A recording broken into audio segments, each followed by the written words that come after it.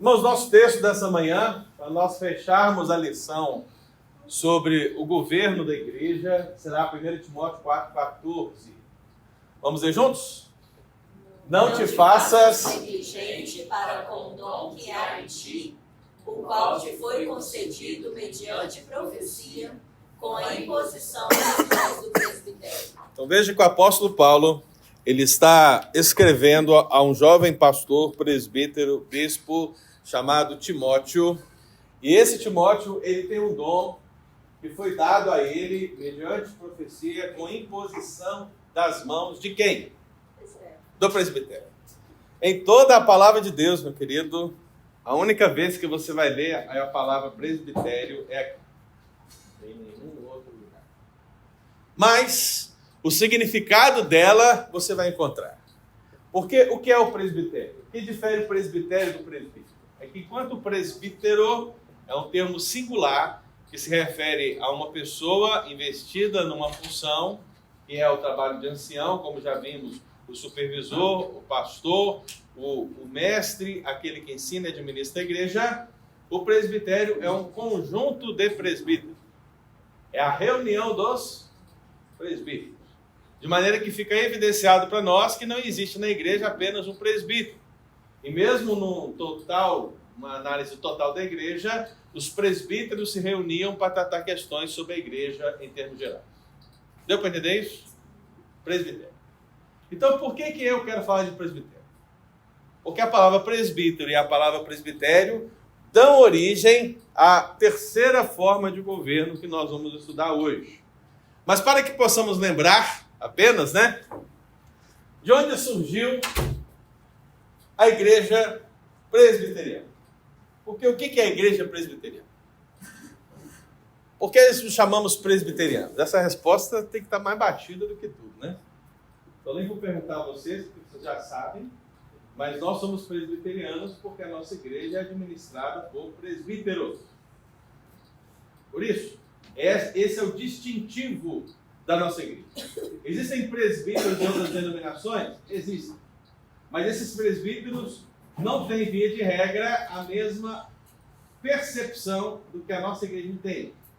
A nossa igreja entende, já fizemos essa análise, que os presbíteros são os descendentes autoritativos dos apóstolos.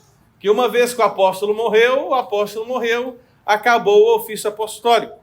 Mas os apóstolos, à medida que iam plantando as igrejas, iam elegendo presbíteros para essas funções pastorais. Então vemos que a igreja, ela é pastoreada, ela é cuidada, ela é disciplinada, ela é sustentada pelo trabalho pastoral dos presbíteros. Então esse entendimento foi que fez que João Calvino, ao estudar as Escrituras, e naturalmente um dos seus alunos, chamado John Knox. Então, se alguém te perguntar assim, quem foi o pai do presbiterianismo, o que você vai dizer? João Calvino? Não. Ainda que você encontre nos escritos de Calvino os fundamentos do presbiterianismo, quem verdadeiramente iniciou a igreja presbiteriana foi John Knox. E ele começou onde? Ali na Escócia. Da Escócia se estendeu para a Irlanda. Da Irlanda se estendeu para o Reino Unido, para a Inglaterra. E assim a igreja presbiteriana, lá no século XVI, surgiu. E dessa região, os primeiros imigrantes que chegaram aos Estados Unidos, chegaram aonde mesmo? Na Nova Inglaterra, que é onde mesmo, gente? Plymouth, que é onde mesmo? Por aqui, pertinho de nós. Então, os primeiros imigrantes dessa região do presbiterianismo vieram para a Nova Inglaterra, vieram para os Estados Unidos. E é por isso que você tem nos Estados Unidos uma igreja presbiteriana, pelo menos historicamente presente, assim como também as igrejas congregacionais, como eu já expliquei aqui na aula anterior. Essa é a razão histórica. Agora, meu querido, o que nós falamos em termos de governo? Falamos que existe o governo episcopal, que significa o quê? Uma pessoa governa sobre todos. E eu disse para os irmãos que todos os sistemas de governo são falhos. Por que são falhos? Porque são feitos por homens. E todos os homens são o quê? falhos. Agora, nós podemos identificar biblicamente um tipo de governo mais próximo, que se aproxima mais do texto sagrado. Então nós não entendemos que o episcopado é isso, porque justamente estabelece uma pessoa com a autoridade para designar tudo sobre todos. Então nós refutamos um pouco esse conceito, mostrando que a palavra presbítero e bispo, elas são o quê? Intercambiáveis no Novo Testamento. Então, de maneira que não existe um cargo maior do que o de presbítero. O cargo é presbítero e diácono. Diácono e presbítero. A distinção que você vai encontrar é quando você tem um presbítero que preside, um presbítero que ensina, um presbítero que inclusive recebe para se dedicar de maneira integral a esse ofício. A esse presbítero hoje nós damos o nome de quê? De pastor, não é verdade? Mas, essencialmente, pastor e presbítero são o quê? Tem a mesma autoridade. Não muda nada. Só os papéis que são distintos. Mas eles têm a mesma autoridade. De maneira que se você tem 7 presbíteros no conselho, os 7 têm o mesmo peso de voto. Menos o pastor, porque o voto dele é só para casa de desempate. Então veja que nem o voto do pastor é alguma coisa. Tá? Só serve para desempatar. Aí você fala, mas tá vendo, pastor? Olha o poder de desempatar. Meu irmão, quem é que quer desempatar uma decisão complicada? Me diz aí. Eu não sei como é que é o pastor Pedro, né? Mas em alguns casos eu precisei admitir e falar, irmãos, acho que nós temos que orar mais. Para nós decidirmos, porque não tem como decidir. Você não pode tomar uma posição assim muitas vezes. Então o voto de Minerva não é tão poderoso assim, né? É complicado. Então, presbítero e bispo são intercambiáveis. Segundo, as atribuições do bispo são as mesmas de quem? Ora, se o cargo de bispo fosse existente mesmo, as suas funções seriam o quê? Diferentes. O apóstolo Paulo escreveria: os presbíteros têm que ser assim, os diáconos têm que ser assim, e os bispos têm que ser assim. Mas não tem isso, né? Terceiro, o modelo bíblico é qual, gente? Plural. O governo da igreja é plural. Elejam nas igrejas presbíteros, sempre no plural. Então esse negócio de você ter uma pessoa como referência, como líder na igreja, isso é um problema sério. Está um pouco distante do texto sagrado. Deu para entender, gente? Resumido? Segundo modelo, qual é? O congregacional. Todos sobre?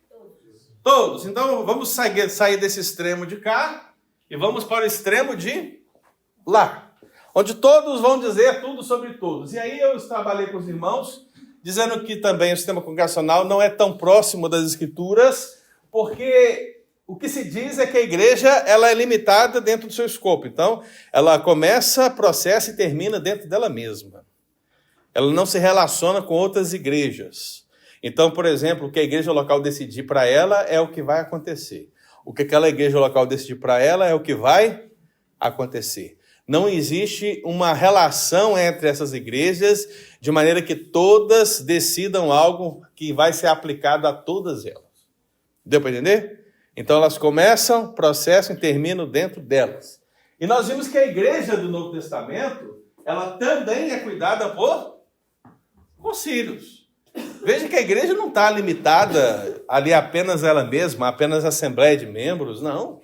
Você tem vários exemplos bíblicos onde presbíteros e apóstolos se reuniram em lugares diferentes para tratar da vida da igreja. Então, aquilo que eles decidiram em Antioquia, aquilo que eles decidiram em Jerusalém, aquilo que eles decidiram nos concílios, valia para todas as igrejas que estavam sendo plantadas. E o que é isso? Isso é um sistema que vai além do congregacional, que se limita a definir só o que está dentro da comunidade. Então veja que também era cuidada por concílio. Então a igreja naturalmente vai além da comunidade local. E uma daquelas marcas que nós colocamos na igreja é que a igreja do Senhor, ela é o quê? Ela é apostólica. Ela lembrou? Universal. É porque eu não quero falar o primeiro. De trás pra frente. Ela é católica, apostólica, romana ela não é, né? Porque é outro lado, né? Mas a nossa igreja ela é católica e ela é apostólica. Por que ela é apostólica? Porque o seu ensino é baseado no ensino dos apóstolos. E porque ela é católica? Porque significa universal e porque ela está em todo lugar. Então a igreja do Senhor não é só a City United. Não é só a City United, né? A igreja do Senhor está em vários lugares. Então ela não se limita a uma comunidade local. Então hoje nós vamos ver o presbiterianismo, né? Essa é a forma de governo. Gente, é perfeito? Não, não é perfeito, naturalmente não é. Mas entendo que é o mais próximo da Escritura, onde alguns governam sobre todos. Então veja que se o episcopal está no extremo de lá, um governa sobre todos, e o congregacional está do lado de cá, todos governam sobre todos, o presbiterianismo está onde? No meio, onde? Alguns governam sobre todos. Por isso que alguns vão chamar de um governo democrático, né? Eu não concordo muito com essa expressão democrático, eu concordo mais com representativo. Aí você vai perguntar, por que você não concorda com democrático? Alguém saberia por que eu não concordo com democrático? Porque a gente elege pessoas que vão decidir, não somos nós que decidimos. Mas aí que está o X, porque quando você pensa em democracia, qual é a frase que se vem logo de cara? O poder emana do povo, né? Esse é o conceito de democracia, o poder emana do povo. Então você pensa assim, poxa, quer dizer que esses presbíteros que estão sendo eleitos, eles estão sendo empoderados no seu cargo pela igreja? O que vocês acham, queridos? É a igreja que está dando poder para esses presbíteros? Não. Ou será que Cristo já chamou esses homens e ele faz que a igreja os eleja? Isso vai definir se você acha o governo presbiteriano democrático ou representativo. Eu prefiro chamar de representativo, porque Cristo chama os seus oficiais através da sua igreja. Ele representa a igreja. Deu para entender, gente? Compreenderam? Muito bem. Então vamos lá. Primeira verdade sobre o governo presbiteral. O governo espiritual da igreja cabe a quem? Isso você vai perceber na Escritura de fora a fora, e eu já falei várias vezes sobre essa questão, então não vou me delongar muito tempo, porque à medida que eu refutava as demais, eu acabava dando argumentação em favor do nosso sistema, né? Mas veja, a base bíblica é que quem cuida espiritualmente da igreja, em primeiro lugar, é Jesus. Ele é o cabeça da igreja. Lembra que nós começamos o nosso estudo falando que ele é o cabeça, que ele é o Senhor, lembra disso? Mas Jesus escolhe homens para pastorearem a sua igreja. Foi o que ele disse para Pedro. Pedro, tu me amas? E que Pedro disse? Sim, Senhor. Então o que ele disse? Pastorei as minhas ovelhas. Depois Pedro, apóstolo, agora se chama de presbítero, ele fala para os presbíteros e diz: pastoreai o rebanho de... Olha, a linha sucessória para mim é claríssima, né? Então veja que Pedro, como o primeiro papa, se ele fosse, né? Ele daria essa palavra para o próximo papa, né? Para o seu sucessor. Mas não. Ele dá essa palavra para quem? Para os presbíteros. Então, nesse sentido, todo presbítero é o papa. Ok, irmão? Todo presbítero é o líder espiritual da igreja. Segundo, os presbíteros são uma liderança o quê? O quê, gente? Representativa. Não se trata de que veio um anjo e chamou. Olha, Rodrigo, você agora é presbítero. Não. Não é. Tem uns filmes assim, né? Quem já viu assistir aquele filme, O Apóstolo? Alguém já assistiu? O Apóstolo? É interessante. O cara é doido, o apóstolo. O cara é doido, é um filme secular, tá, gente? O cara é muito doido e tal, e muito religioso, e ele tem lá uma visão de Deus no Rio, e ele se autoproclama apóstolo. Ele começa a pregar um monte de heresia. É interessante. Assistir no seminário. Isso acontece muito. Um outro filme interessante também para vocês pensarem em termos de doideira religiosa é Fé Demais Não Cheira Bem. Esse nome é bom, né? Fé demais. Não, fé demais não cheira. Esse é filme brasileiro? Não, americano, mas o título é brasileiro, né? Com certeza. Não. Fé demais não cheira bem. Mas isso é interessante porque se trata de um pastor que faz uma cruzada de milagres. Ele faz uma cruzada de milagres e todos os milagres são falcatruas, né? Então ele faz um show, isso foi lá na década de 90, nem tinha Universal direito, viu, gente? Então ele fazia um show, as pessoas eram curadas, botava aquelas tendas na rua, sabe? Tal. É um que ele abre a igreja numa cidadezinha pequenininha? É. Não, é interessante, é interessante. Mas o que acontece? No final do filme, tem uma pessoa que é curada, de verdade. E aí o pastor entra em choque. Agora tem que explicar. Ele entra em choque porque, tipo assim, ele não estava entendendo aquilo. Aí mostra, assim, o aspecto da... Ele era um homem falso, pregava o evangelho falso. O nome em inglês é o Leap Faith. Leap of faith. Yeah. E o que significa isso? Tira o Salto, salto de fé. Hã? Leap of faith. Pula, salto. Yeah. É um salto de fé. Um salto de fé? Leap é pular. Mas Eu prefiro fé demais do que... É brasileiro é criativo. verdade, é falta de fé mesmo. É. Que não significa. Então veja, interessante. Tá Então, pedindo no pra você primeiro dar um caso- passo de confiança. no primeiro caso, você tem um homem que se auto-titula apóstolo e dá problema. O cara é pastor falso que faz os milagres de maneira falsa, com efeitos práticos, e no final, alguém verdadeiramente é curado e ele entra em parafuso. Ele fica assim, e agora? Como é que é isso? Porque até então ele achava que tudo era uma mentira, né? E aí mostra assim, o dilema da fé na cabeça desse homem, porque ele foi confrontado com uma cura de verdade, né? E aí é interessante você pensar nessas coisas, você refletir, né? Então tem um monte de filme assim, é uma coisa absoluta. E por que eu estou falando isso? Porque essas pessoas se autoproclamam líderes. Mas na igreja presbiteriana, e parece-nos que o sistema bíblico também é assim, a liderança ela emerge da comunidade local, sendo reconhecida por ela, sendo eleita por ela e sendo ordenada por ela.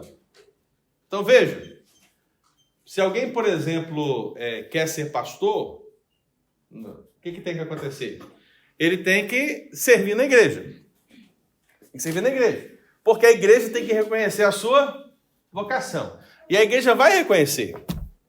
Né? Eu lembro que quando eu entrei na igreja, um monte de gente chegava perto de mim e falava assim, você tem que ser pastor. Eu nem sabia direito o que era isso.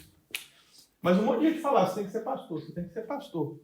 Ou seja, ali já havia esse procedimento, essa análise, que havia algo diferente ali, que um dom que deveria ser o quê? Trabalhado. Então a igreja reconhece. E à medida que a igreja vai reconhecendo a vocação, isso vai ficando mais evidenciado também para aquela pessoa que está sendo chamada, e ele iniciará um processo relacionado à sua vocação. Se for presbítero, ele vai ser presbítero. Se for diácono, ele vai ser diácono. Se for pastor, ele vai ser pastor. Mas ele vai seguir um caminho. E em todos esses caminhos, meu irmão, existe um processo. Qual é o processo? A escolha. E a quem cabe a escolha? Quem cabe a escolha de uma liderança representativa? Do pastor? Nossa, vai. De quem, gente? Dos membros da igreja. Da Assembleia da Igreja. Que elege, vota. O sistema bíblico é voto. Voto. Por que você não pode levantar a sua mão e falar assim, eu quero ser presbítero, e aí ninguém fala nada, e isso agora você é? Porque, meu irmão, é voto. É o que está descrito no texto bíblico. E é o que a nossa igreja presbiteriana faz. Nós, então, seguimos o procedimento bíblico. Qual é o procedimento bíblico? Existem qualificações A gente requer essas qualificações, a gente prepara os candidatos, a gente conversa com todos eles, o conselho examina, vê se está tudo certo, leva os nomes para a Assembleia, e a Assembleia, depois de orar com jejuns, ela elege, e aí nós cremos. Ela elege, espero eu, de acordo com a vontade de quem? De Deus. Quem está falando assim, espero eu, né? É possível, né, irmãos, que na nossa carnalidade, o nosso pecado, a gente faça todo esse procedimento bíblico ser uma maldição para a igreja. Por quê? Porque você não está interessado na igreja, você não quer saber da igreja, você não quer que a igreja seja uma igreja espiritual. Você quer colocar os seus lá. Se nós não tivermos uma vida de oração, se realmente não entendemos que esse processo é bíblico e que precisa ser feito com total temor e tremor na presença do Senhor, a gente vai querer colocar uma liderança para nos guiar que verdadeiramente não representa os desígnios de Cristo. E isso vai ser um desastre para a igreja. Porque tudo vai acontecer de mal a pior. Na escolha de um pastor, nas escolhas referentes à igreja, tudo vai de mal a pior. Porque você, começou lá com você. Você não orou, você não jejuou, você não buscou, você quis politizar uma situação. Percebe? Misericórdia? Misericórdia, irmãos. Então, os presbíteros são uma liderança o quê? Representativa. Eles são eleitos. Então, não tenha medo, irmão, de votar no seu presbítero. Hoje o voto é secreto, né? Mas você precisa ter a maturidade espiritual tal que se o voto fosse aberto, você tivesse total tranquilidade de se levantar e dizer, o voto é em fulano.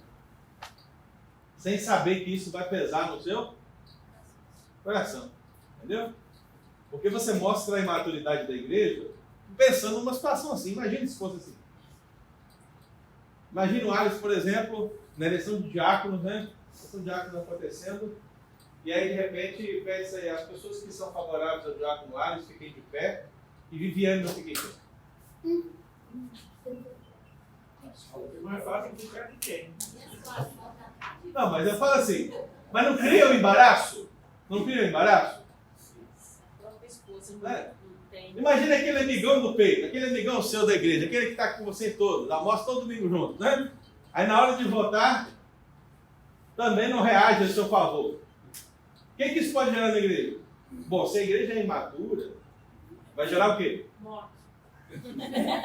Se o fulano que é amigo não vota nele, eu não voto. Porque a gente não consegue separar as coisas. Uma coisa é você ser meu amigo, meu chegado, meu irmão, marido, mulher. Outra coisa é você ser líder da igreja. Dá para entender a diferença? Ah, não, ué. Você pode ser meu amigo. Edna, você pode ser minha amiga. Não, mas em questão do casal, se a pessoa, igual, por exemplo, se um casal, se a mulher não apoia o marido nisso, é meio esquisito. É porque ele Deve ser é porque ele não tem as qualificações, ué. Não, mas aí- Não, veja, atenção. O casal está em paz. Ah, Não há nem problema no casal. Eles se amam, se adoram e tal. Mas qual que é o problema da mulher achar que o marido não tem as qualificações para ser um presbítero? Não ora, não lê a Bíblia. Não é nem isso. Ele não tem a qualificação, não, eu né? estou falando em questão da eleição, você está falando. Sim, mas veja, se a mulher acha que ele não tem a qualificação, ela não deve votar nele. Não membro da igreja, ela pode votar. Diga. Eu acho que nesse caso se aplicaria assim, a mulher, a submissão da mulher tem que estar, ela tem que ser submissa ao homem, enquanto o homem estiver submisso à palavra de Deus. A palavra de Deus elege as qualificações. Se ele não entende, ela tem que seguir a Bíblia. Qual que é o parâmetro bíblico, gente? E aí não se fala lá que é para casado, fora de casado, é para crente. Toda a igreja. Qual é o parâmetro bíblico? É necessário ter quais qualificações? Não tem que ter aquelas qualificações? Lembra que eu disse que ter todas aquelas qualificações é impossível? Mas elas são um referencial. Então, se a mulher olha para o seu marido e vê que ele não tem um chamado para ser presbítero na igreja, ela deve votar nele porque é submissa a ele? Não. Uma coisa não tem nada a ver com a outra, né? Isso tem a ver com o chamado. Isso tem a ver com características, qualificações. Talvez ela não vê ele como presbítero, mas o vê como diácono. vê que as suas qualificações se alinham ao do diácono. Às vezes vê que as qualificações dele não se alinham ao do presbítero, mas se alinham a de quem? A de um pastor. O negócio é que não importa o vínculo emocional que você tem com alguém. Toda vez que você vai eleger um líder espiritual, você tem que pensar nas qualificações bíblicas, não no seu coração. Captou? Diga, Ricardo, primeiro. Aqui, olha, ninguém conhece o homem melhor do que a mulher. Se a mulher não apoia ele, não vota nele, não. Mas veja, Ricardo. Atenção, querido. Atenção. Eu não quero que vocês levem para esse lado. Eu não quero que vocês levem para esse lado. Porque esse lado existe, Ricardo. A mulher pode ver que o marido não é adequado porque ele não é uma pessoa crente. Mas não é isso que eu quero dizer. Eu quero dizer, imagine que todos os homens são crentes nessa igreja. Todo mundo é crente abençoado. O que Tá? você quer dizer? Eu quero dizer que cada um tem o seu papel. Claro. E se a mulher vê que esse homem não tem as qualificações para exercer aquele papel, ela não deve votar nele. Ela. Ela e a restante da igreja, né? É isso que eu estou falando, mas vocês estão falando a mesma Não, é porque você está falando um aspecto negativo. coisa. Você também, mesma coisa. Não. Quando eu digo qualificação, por exemplo, se é presbítero, tem que ter o dom de ensino. O diácono não precisa do dom de ensino. Isso não é nem ruim nem certo. É uma questão de qualificação. Então, se Viviane, por exemplo, o Ares não tem o dom de ensino. Bom, se há um dom importante para ser o presbítero, ela não deve votar nele para ser presbítero. Um exemplo. Não, vai pôr um exemplo. Se eu fosse para votar para ser presbítero, a minha não ia votar. Isso eu tenho certeza, porque eu não é meu dom ser um presbítero. Mas é isso que eu quero dizer. Eu entendi o que você quer dizer. É isso. A mesma coisa. E o que a Ricardo propôs, o que a Ricardo está falando é Isso. Atenção, querido. Atenção, querido. Ele aquele cidadão americano, mas ele resolveu voltar e se candidatar. Ele se candidatou. Aí a minha irmã falou assim: eu vou votar nele porque o sobrinho pediu para votar. Mas você vai votar uma pessoa capacitada para votar uma pessoa que fica? É o que fazemos na nossa vida normal, né? A gente vota por interesse. Deixa um minutinho. Mara. Diga, Mara. A campeã do primeiro piso night deve ser. É verdade. Porque eu deixei. Interessado. O exemplo desse presbítero que confessou lá que tinha sido toda uma armação, um complô lá para ele ser presbítero. Se ela estava vendo a situação ali, vamos dar um exemplo, se ela estava vendo a situação ali, a motivação dele ali já devia ter podado, né? ela já não devia ter. Mas como ela também estava incluída no grupo. A motivação era a mesma. Diga, Glauci. Não, eu ia falar no começo. Eu acho que assim, pela mulher conhecer tão bem o marido, que aí que ela não voltaria, no caso, se ele não aperfeiçoaria para aquele cargo, entendeu? Talvez ela viria que ele é bom para ser um pastor mesmo, não um diácono. Certo. E acho que por conhecer ele, fala, não, acho que você não se encaixa nisso. Perfeito. Acho que você se encaixa talvez numa outra. E tá tudo bem, não é? Não é o que diz na internet? E tá tudo bem. Se você for doutor. Diga, minha esposa. Não, você falou que eu acho que tá todo mundo dizendo a mesma coisa. Tá todo mundo dizendo a mesma coisa. O único ponto que você está querendo dizer é que a pessoa tem o direito ao voto. Enquanto membro da igreja, ela tem direito ao voto dela. Não deveria ser, por exemplo, que eu não voto em você como sua esposa, que vou guiar todo mundo e falar, se aquela não vota no anjo, eu que não vou votar também. A questão é, você é livre para votar, enquanto membro. Livre. Você é livre para votar naquela pessoa, depois de orar e buscar as orientações de acordo com a Bíblia. Mas não quer dizer que realmente eu te conheço e tenho os meus motivos para votar, mas as pessoas não deveriam se guiar pelos meus motivos. Se elas também estão orando. Se elas também estão orando. Exatamente. Mas Porque ele quis eu não dizer. vou estar pastorando outro não. Não, e outra coisa, gente. Mas aí, a gente acaba seguindo. Se fosse todo mundo fala a mesma coisa, mas se fosse um voto aberto, aí você ia analisar esse Ia gerar muito Mas é isso que eu estou falando, na igreja madura, no caso de um voto aberto, isso não deveria ser um dia. Mas nesse caso aí, o que o Ares deveria fazer? Deveria olhar para você e falar assim, Via, fica de pé. Aí você fica de pé e tá tudo resolvido. não vem da votação. Ou então o Alisson fala assim, gente, Viviane não vai ficar de pé, que ela tá com uma dor na perna hoje e tal, e por isso. No dia quando não dá problema, nem aparece na votação. Muito bem, deu para entender, gente? Esse aspecto livre da votação, votem e votem nos princípios bíblicos, não por interesse. Gente, a cumplicidade conciliar é fundamental.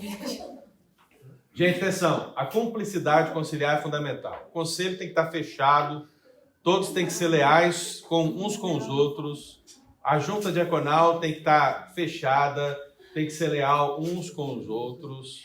Tem questões... Eu tenho que compartilhar isso. Tem uma que falou atrás, o marido dela vai concorrer para Jack, não vota nenhum que ele é fofoqueiro. É um careca, não é eu. Eu falei que eu não guardo segredo, é diferente. Não me conte nada. Atenção, querido. Atenção, irmãos. Então vamos fechar aqui, ó. Então como é que funciona o sistema presbiteral? Atenção. Concílio. O que é um concílio? É um ajuntamento de lideranças. Concílio. É um ajuntamento de lideranças. Então nós temos 4 concílios. Temos o conselho, temos o presbitério, aqui, temos o sínodo e temos o Supremo Concílio. Essa é a estrutura da IPB, uma vez que nós estamos aí num processo de provável mudança, né?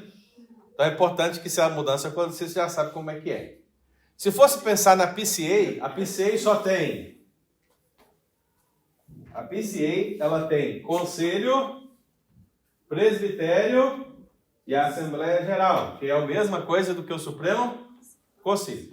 Então, o único concílio que difere aqui é o concílio intermediário, que é chamado o quê? Sínodo.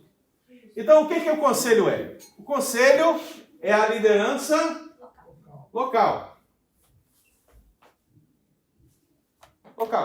Então, nossa igreja tem quantos presbíteros? 7. Então, temos 7. O que é o presbitério? O presbitério é uma liderança regional. Então, vamos imaginar que o nosso presbitério tem 10 igrejas. Ok? 10 igrejas. Se o presbitério tem 10 igrejas, significa que cada igreja vai mandar um representante e o pastor. Então, se são 10 igrejas, tem quantas pessoas aqui? 20. Por quê? É um presbítero mais um pastor. Por quê? Oi. Quantas igrejas tem no nosso presbitério aqui? Da Sede United? É bastante. Nosso presbitério é gigante. Eu chutaria umas 20. Aqui em Massachusetts mesmo ou ao redor dos Estados Unidos? Não, porque ele alcança muito longe, né? Ele é o chamado sudoeste da... New England? New England, eu acho. Mas pega muito alto, vai muito longe. Felizmente. É porque a igreja é pequena ainda, né? Todas formadas por igrejas brasileiras. Não. Não? Maioria americana. Porque não precisa. Isso. Só temos 3 brasileiras. Ok? Obrigada. Então você tem 7 presbíteros aqui. Então, esse conselho nomeia um representante e esse representante vai para onde? Para o presbitério. Mas cada igreja faz a mesma coisa. Então, de maneira que todas as igrejas, as 10 igrejas, ok? Elas são representadas no presbitério com os pastores, porque os pastores são membros do presbitério, porque foram ordenados lá. Então, aqui no presbitério se discute questões relacionadas a quem? As igrejas locais. Então, por exemplo, se a Jaqueline ela está com um processo disciplinar que ela achou que o conselho agiu errado com ela e ela recorreu para onde? Para o Conselho Superior. Quem que é o Conselho Superior? Presbitério. Então, esses 20 homens que aqui estão vão analisar o processo de quem? Da Jaqueline. Se absolverem a Jaqueline vai ser absolvida aqui e o conselho vai ser disciplinado. Então, o presbitério vai vir e vai disciplinar o conselho. Deu para entender, gente? É isso que acontece. Então, a igreja local, ela tem que prestar contas para quem? Para o presbitério. Mas vamos imaginar que Jaqueline não foi absolvida. Então, nós temos o terceiro concílio, que é o sínodo. Esse sínodo, ele é de uma região também, mas de uma região ainda maior. A diferença é que, se aqui no presbitério seria, por exemplo, como... Deixa eu ver como é que eu posso pensar. Seria como... Não, lembra como estado e o outro como região. Vamos imaginar que se nós estivéssemos lá no Brasil, seria como se fosse o leste de um estado. Leste de Minas, leste de São Paulo, leste do Rio de Janeiro, né? Leste da Paraíba. Veja que é uma região grande, mas não é uma região tão grande, porque não é o estado, né? Já o sínodo, ele abarca uma região bem maior. Geralmente 3, 4 vezes maior. Então, se aqui esse presbitério ele está funcionando no leste de Minas, esse sínodo ele está funcionando na metade de Minas Gerais. Deu para captar como está aumentando? E o que acontece? O presbitério ele vai pegar um representante aqui? Não. 2 representantes presbíteros mais 2 pastores. De onde? Do presbitério. Que vão vir para cá. Como aqui são 20 pessoas, 2 mais 2 dá 4. Então esse sínodo tem quantos presbitérios? Geralmente para fazer um sínodo são 3 presbitérios. Então vamos imaginar que é o número mínimo. Se são 3, quer dizer que aqui vai ter quantas pessoas? 3 vezes 4? 12. Pastor, mas se ela já não foi absolvido no presbitério e recorreu Eu vou chegar lá. E são as mesmas pessoas julgando? Ah, não. Não? Não, porque agora vai vir gente de presbitério diferente do dela. Porque veio 2 desse presbitério, mas veio... Aqui tem outro presbitério, aqui tem outro presbitério. Aí a Jaque tem que comprar muito presentinho. 2 mais 2, 2 mais 2. Porque esse aqui é um presbitério. Mas são quantos presbitérios para formar o sínodo? 3. Então, 3 presbitérios vão mandar os seus representantes. Vai ter o representante do presbitério que não absolveu a Jaqueline? Vai. E eles vão falar por que eles não absolveram a Jaqueline. Só que o que vai acontecer? O sínodo vai se reunir com os outros representantes que nada tem a ver com a Jaqueline, que nada sabem, e vão avaliar. E eles vão reconhecer que Jaqueline realmente é uma pessoa difícil, mantém essa decisão. Teve. O que resta então para Jaqueline? Além de se converter. Né? O último concílio. Qual é o último concílio? O Supremo. Só que aqui está a diferença.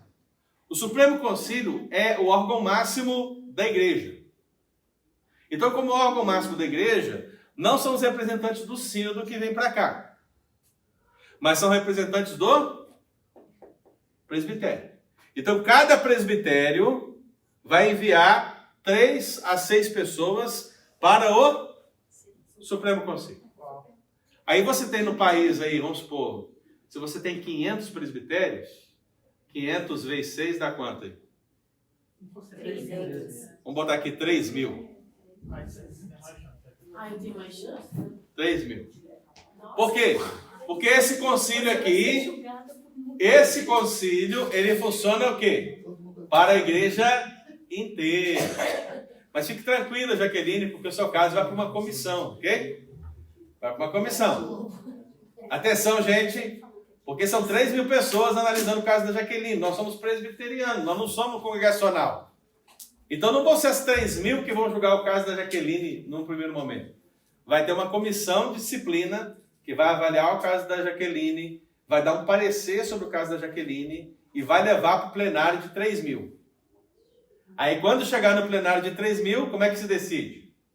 No voto. Deu para entender? Rapaz, não tem como. Isso aí é um aconteceu um caso desse, não é possível. São 4 DPD. A única diferença em relação à PCA é que não tem isso aqui, ó.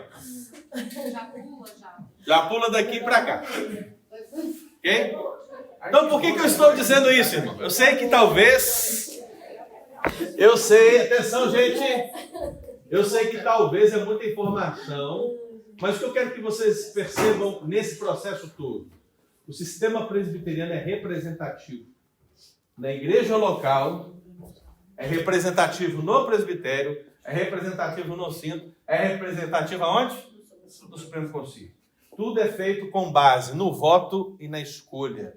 E uma questão importante, presbíteros e diáconos, presbíteros e diáconos, presbíteros e pastores, presbíteros e pastores, presbíteros e sempre juntos. Deu para entender? Perguntas? Jaqueline tomou todo o seu tempo hoje. Não, já. Não, eu quero saber que raio Não, mas eu fui reprovado ou aprovado? Não. Você foi inocentado, Jaqueline. Agora é o seguinte, ó. Para esse processo aqui? Então, o caso do conselho pode durar alguns meses numa casa de disciplina, né? O presbitério, então o conselho pode se reunir quantas vezes quiser. O presbitério se reúne uma vez por ano. O sínodo uma vez por ano. Mas pode reunir-se extraordinariamente. É no Brasil, né? É. O sínodo se reúne a cada 2 anos. Ordinariamente. Mas pode se reunir também extraordinariamente. O Supremo Concílio a cada 4 anos. Já arquivou, já. Mais um ano. Se levar essa situação a termo, pode ser antes, se for necessário. Mas se for seguir uma situação mais comum, mais normal, não tão complexa, a decisão pode vir mais rápido. Por quê? O Supremo Concílio funciona o tempo todo através da sua mesa. O sínodo funciona o tempo todo através da sua mesa. O presbitério funciona o tempo todo através da sua mesa. O conselho funciona o tempo todo através da sua mesa. É por isso que mesa significa a diretoria. No caso do conselho, o presidente, o secretário e o tesoureiro, no caso da IPB. Tá? Pastor, eu não sei o que você falou, mas tipo assim, tem gente que está na igreja presbiteriana, aí eles têm dificuldade de entender. Isso é o sistema mais seguro que existe na minha compreensão. Só que tem gente que, assim, quando você está com um problema, você quer que se resolva hoje, né? E aí entra essa burocracia, vamos dizer assim, uma boa burocracia, né? As pessoas não aguentam, o povo não faz nada. Às vezes a liderança está fazendo, mas tem uns processos que tem que seguir. Né? Sim. A disciplina não pode chegar e fazer de uma vez. Mas aí, Daniel, o que pode acontecer em casos extraordinários é que se resolva a de referendo. Entendeu? Então o conselho toma uma decisão antes de se reunir, porque é urgente. O presbitério toma uma decisão antes de se reunir, por quê? Porque é urgente. O sínodo toma uma decisão antes de se reunir, por quê? Porque é urgente. Às vezes, se for urgente, é uma coisa assim também que... É uma situação que depois o conselho vai ter que referendar. A igreja está vivendo um escândalo. Então, enquanto isso, e está nesse processo de decisão, a igreja está ali morrendo. Não, o conselho é o mais fácil de acontecer. O conselho? É. Ah, tá, mas que levou ao presbitério... Aí a situação é mais demorada. É, no caso assim, que já... Na IPB não. Mas com um escândalo na igreja, o presbitério pode intervir rapidamente. Na IPB não. Resolva. Na IPB não. Na PCI parece. Na IPB, para você ter uma ideia, quando essa situação dessa igreja que eu mencionei aqui aconteceu, então, na reunião seguinte, já estavam me mandando para lá e já tomaram todas as decisões então, possíveis. Então quer dizer que hoje no sistema presbiteriano, o conselho, ele pode, tipo assim, ter autoridade de evitar muitas situações pela raiz antes de chegar ao presbitério? Claro, deve. Esse é o trabalho. Deve. Só deve chegar ao presbitério aquilo que o conselho foi incapaz de resolver, em termos doutrinários, por exemplo, ou está impecável. E no meu caso ali, né? Esse meio tempo todo. Vamos dizer, depois chegar lá nos últimos lá. O que acontece comigo? Eu continuo na igreja? Eu espero que sim, né? Porque é a maturidade. Não, mas eu continuo normal, fazendo tudo normal. Não, você permanece disciplinada. Tá. Não, agora deixa eu perguntar. Mas a questão é que se você entende... Atenção, só um minutinho, querido. Se você entende que você não está em pecado, você deve lutar por isso até o final. Porque no final, aqueles que te condenaram que vão ser condenados. Pela justiça, entendeu? Você deve seguir adiante. Diga. Era isso que eu queria perguntar. Se depois ela for inocentada, todo mundo ali quer... Todo mundo vai sofrer. Tá. Todo mundo vai sofrer. Pior que eu pedi, pior que eu saí. Vai vir a cadeia de cima para baixo. Assim, ó.